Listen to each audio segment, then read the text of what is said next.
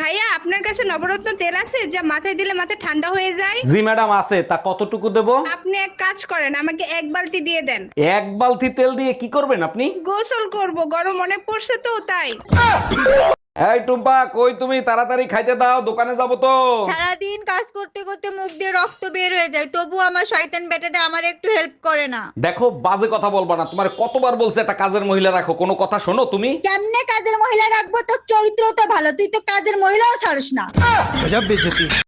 আরে তোমাকে আমি কতবার বলেছি যে সবসময় একটু বুদ্ধি লাগিয়ে কাজ করবা, তুমি বুদ্ধি লাগিয়ে কাজ কর না বলে তো সবসময় তোমাকে সবাই বোকা বানিয়ে দেয়। হ্যাঁ, শুরুটা তো তোর বাপই করেছিল।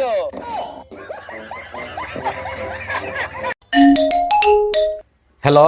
এই শোনো, বাসায় আসার সময় 1 কেজি হলুদের গুঁড়া নিয়ে এসো তো। এই গত সপ্তাহে 1 কেজি হলুদের গুঁড়ো এনে দিছি, সেই হলুদের গুঁড়ো গেছে কোথায়? এখন তো সবাই হলুদ দিয়ে ভিডিও বানায়, ওই ভিডিও বানাতে বানাতে শেষ হয়ে গেছে।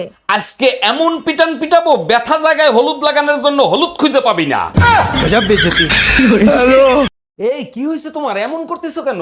আমি না প্রেগনেন্ট, আব্বা জানলে আমারে মাইরেই ফেলাবে। তোমার সাথে সে আমারে বিয়ে দেছে, শুনলে খুশি হবে, মারবে কেন? তুমি না আমার বাপের চিনোই না, একবার কলেজে পড়ার সময় আমি প্রেগনেন্ট হয়েছিলাম, আমাকে বান্ধে পিটাইছে।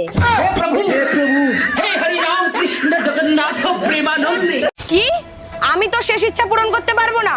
বল তোর শেষ ইচ্ছা কি? আপনি কেন, আপনার বাবা আসলেও আমার শেষ ইচ্ছা পূরণ করতে পারবে না। কি? তোর এত বড় সাহস, তুই আমার বাবা তুলে কথা বলছিস?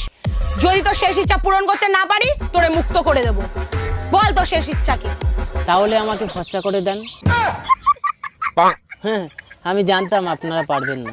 তোর এত বড় সাহস, নিজের বউ থাকতে তুই পরের বউর সাথে লাইন মারিস? বেশ করেছি, আল বাদ মারবো, আবার লাইন মারবো। তুই কি করে নিবি আমার? হ্যাঁ, আমি কি করে নেবো দাঁড়া। আরে হ্যাঁ হ্যাঁ, নে নে, যা করার কোন দিকে দাঁড়িয়ে আছে আমি। হ্যালো বাবা, এক বস্তা সিমেন্ট আর একটা নীল ড্রাম পাঠিয়ে দাও তো তাড়াতাড়ি। বলেন কি? দেখাচ্ছি মজা তোকে। পুরো 4 ঘন্টা পর তুমি বাড়ি এসেছো, কোথায় ছিলে এতক্ষণ? পুরুষ মানুষ কখনো সময়ের হিসাব দেয় না। সাইকেল লিক হয়ে গেছে। এই পাশের বাড়ির ভাবির ছেলে হয়েছে, তার চেহারার সাথে তোমার এত মিল কেন? দেখো, আমারে সন্দেহ করবা না, আমি কিন্তু ভাবির ধারে কাছেও যাই নাই। আরে তোমারে সন্দেহ করতেছি না, ভাই 2 বছর ধরে বিদেশ, ভাবির বাচ্চা হইলো কি করে? এখন ডিজিটাল যুগ, অনলাইনে কত কিছু হয়। এই পাশের বাড়ির ভাবি তোমাকে থাপ্পড় মারছে কেন? তোমার কারণেই তো ভাবির থাপ্পড়টা খাইতে হইলো। আমার কোন কথার কারণে ভাবি তোমাকে থাপ্পড় মারছে? তুমিই তো বলছিলা পাশের বাড়ির ভাই ভাবির প্রতিদিন চুম্মা দিয়ে অফিসে যায়, তুমি দিতে পারো না? গাধা, আমাকে দিতে বলছি। Bye bye, tata, good bye. ভাবি মনে কিছু করেন না, আপনারা মেয়ে ছেলেরা হইলে দুনিয়ার ছেঁচড়া। কেন ভাই এই ধরনের কথা বললেন? আমরা মেয়ে ছেলেরা কি ছেঁচড়ামি করি? যে জিনিস খাইলে জীবনেও কমবে না, সেই জিনিসটা পর্যন্ত দিতে চান না। ঘরে মধু থাকতে অন্যের মধু খাইতে চান, আপনাদের লজ্জা করে না?